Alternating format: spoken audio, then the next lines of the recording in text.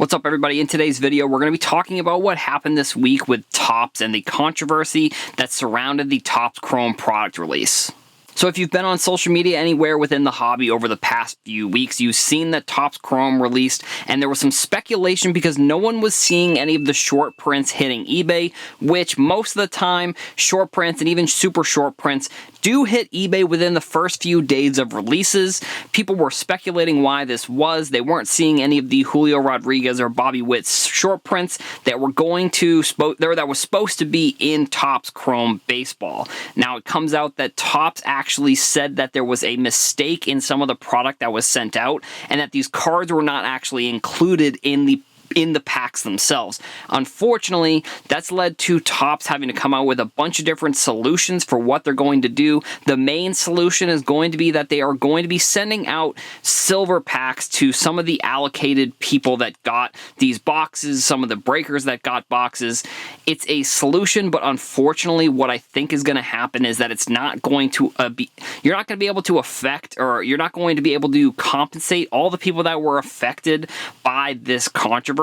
It's an unfortunate mistake that Topps made, and I think if you look at the spectrum, like with people who are absolutely furious and the people who are saying it's not that big of a deal, which is, mainly Topps, but like if you look at that spectrum, usually this kind of goes to say within social media in general, you can find the actual correct answer is somewhere in the middle most of the time. So like, in this scenario, I'm definitely leaning more towards Topps side than I am the people who are like popping off on social media. I understand that, some people don't run their social media really like a business, like it is just a hobby for them. So like they'll just say whatever they want. Like they don't have a name or they don't have an image to associate that person or account with an actual person. So, and it's not necessarily only those people that are kind of going off. Like you see a lot of big names within the hobby who are also have a negative opinion towards this because, it's a pretty big mistake. Like this isn't the first time that Topps has made a mistake even within this year. And I don't know if it has anything to do with Fanatics taking over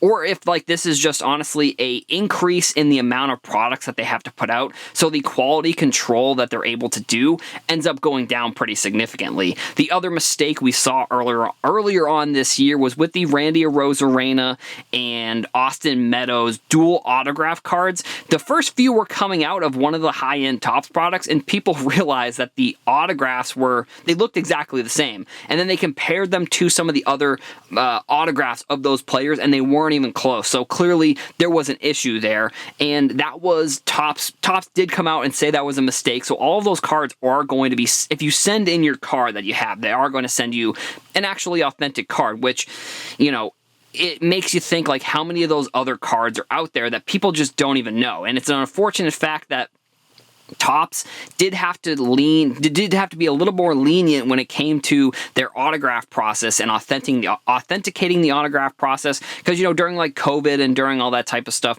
they weren't able to send the people who usually go to every single authentication place. So, they're going to be running into these issues with that card. So with this issue, like I said, unfortunately, they're not going to be able to compensate all the people that were affected by this because there are just too many people that probably bought this product. Like, there's going to be breakers that bought the product. There's people that probably bought it from hobby shops. One of the good things that I have seen is that different hobby shops and different online retailers have said that they're not going to be selling these silver packs because Topps' solution to this is that they're going to be releasing silver packs with some of them are going to have the short prints and some of them aren't. It was a little bit confusing, to be honest, like what exactly is going to be coming in these packs. I know the short printed cards are going to be in there.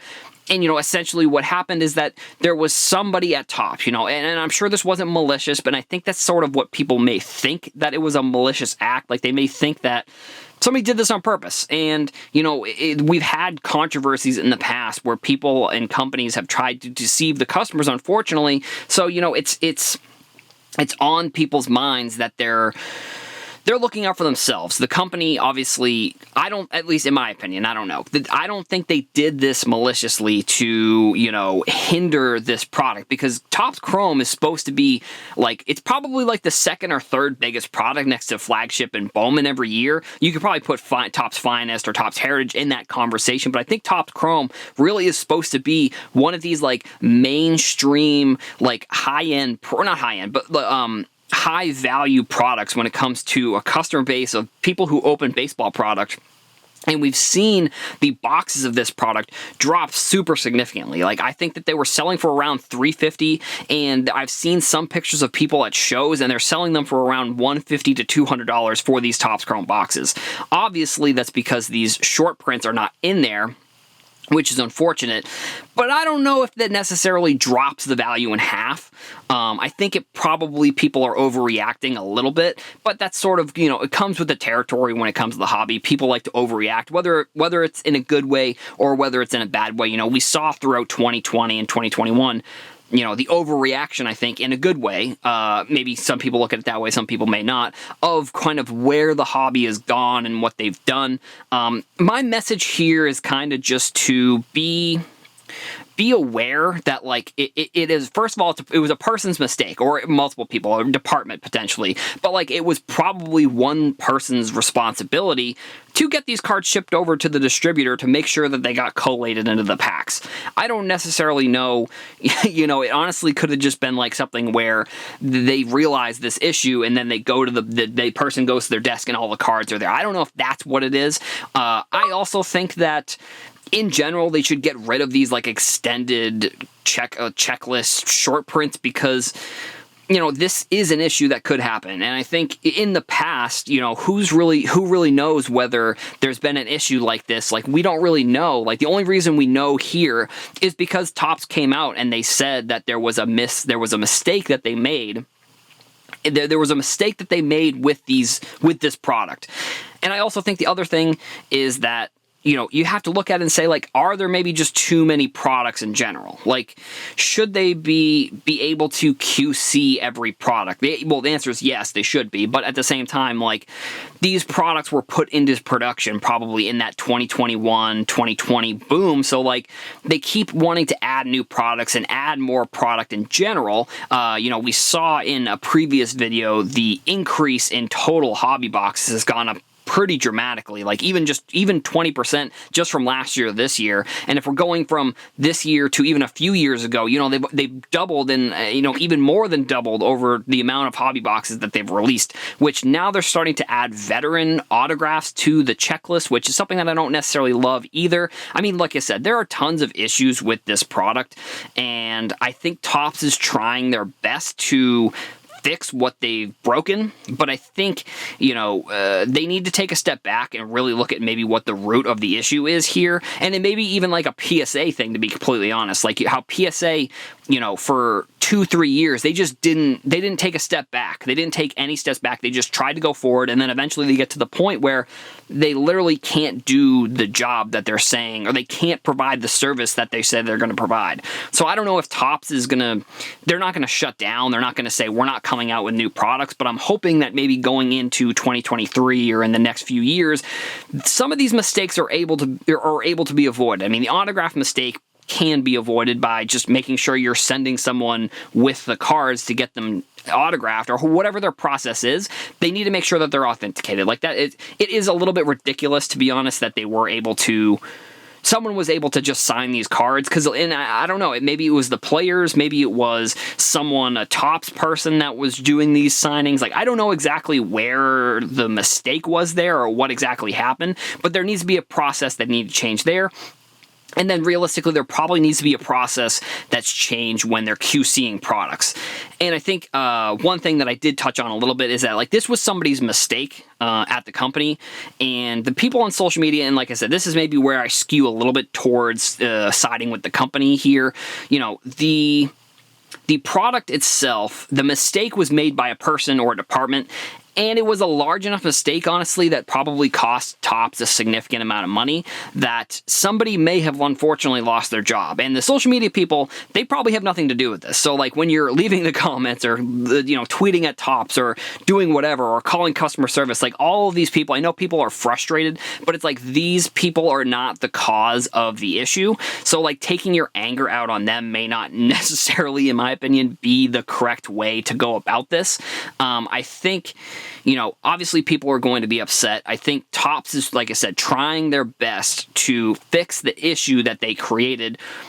Are they going to be able to, I think is maybe my question. I think they probably have lost some customers for good, but at the same time, it's like with Topps and with Fanatics, it's going to be hard if people want to be in sports cards to not have to interact with Topps. So I think we're going to see Topps hopefully change some of their processes and try and tighten this up a little bit.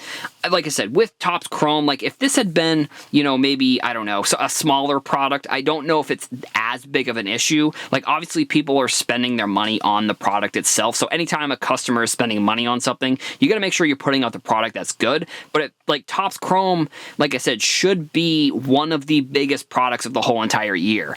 And it's sort of like one of the things where Eric Whiteback, a guy that I follow on Twitter, that's a phenomenal hobby account. He put out an interesting tweet the other day that I thought was pretty good, was talking about like if you could make it one change to the hobby, what would it be? And I think mine, it was coming out with less products, but then trying to brand the products that they have, like a top 10 almost, trying to brand those a little bit better and make those more popular than the, just coming out with a bunch of random products. Like I know that Topps doesn't do this maybe as much as Panini. Like with Panini, you're seeing a new product come out, almost every month. There's like a new product. There's a new thing that they're introducing, whatever it is. Like, if it's an NFT product, it's a little bit different. There's probably a little bit less overhead. There's a little bit less, not less overhead, but there's a little bit less of the process they have to figure out. With Panini, they're coming out with new products like almost on a weekly, monthly basis where it's like a totally new product. I know that they have like Chronicles where they try and introduce the new products that way.